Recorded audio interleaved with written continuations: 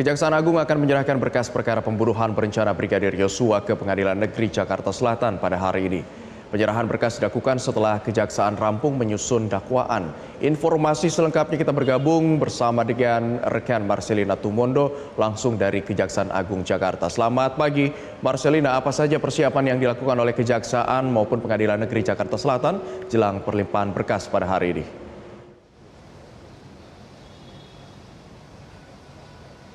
Ya, Abdi, jelang pelimpahan berkas sejumlah kasus pembunuhan Brigadir Yosua dari Kejaksaan Agung ke Pengadilan Negeri Jakarta Selatan ini, kalau dari pihak Kejaksaan Agung sudah melakukan sejumlah persiapan, salah satunya adalah menyelesaikan penyusunan dakwaan yang nanti akan dibacakan dalam persidangan. Kemudian juga ada sejumlah persiapan administrasi atau koordinasi yang sudah dilakukan di antara Kejaksaan Agung dan juga Pengadilan Negeri Jakarta Selatan.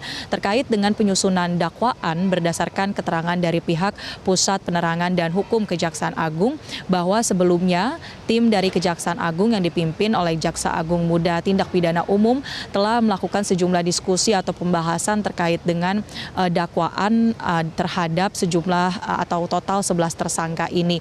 Dan salah satu yang menjadi pertimbangan adalah apakah dakwaan ini akan disusun berbentuk subsidiar primer atau berbentuk dakwaan kumulatif yang nantinya tentu akan dibuka kepada publik dalam persidangan yang akan digelar. Kita ketahui bersama bahwa terkait dengan kasus pembunuhan Brigadir Yosua ini setidaknya ada 2 kasus pidana, diantaranya adalah kasus dugaan pembunuhan berencana yang terdapat 5 tersangka.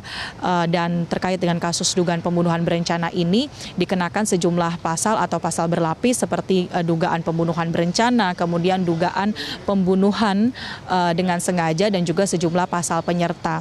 Selain itu juga untuk kasus dugaan obstruction of justice atau perintangan proses hukum ini juga terdapat 7 tersangka.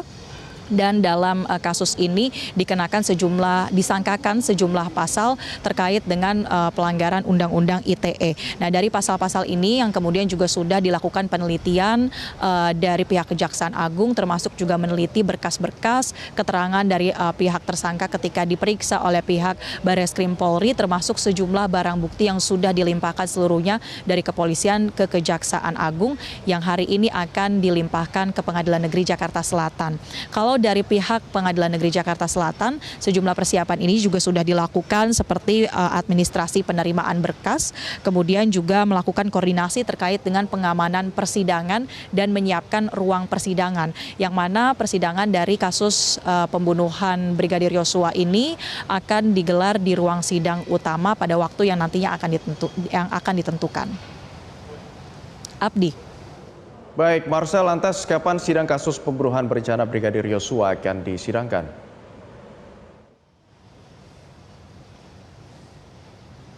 Terkait waktu pasti dari kapan persidangan ini akan dimulai sebetulnya belum disampaikan dari pihak Kejaksaan Agung maupun dari Pengadilan Negeri Jakarta Selatan, tetapi mengutip pernyataan dari Kapus Penkum Kejaksaan Agung bahwa normalnya atau umumnya persidangan ini dilakukan 3 sampai 7 hari dari pelimpahan berkas dari Kejaksaan Agung ke Pengadilan Negeri Jakarta Selatan.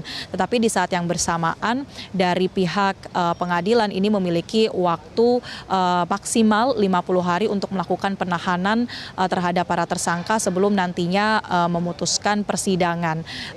Salah satu yang menjadi pertimbangan dari memutuskan hari atau waktu dari persidangan ini adalah karena ini menjadi salah satu kasus yang mendapatkan perhatian besar dari publik, maka diharapkan persidangan ini dapat segera digelar oleh Pengadilan Negeri Jakarta Selatan.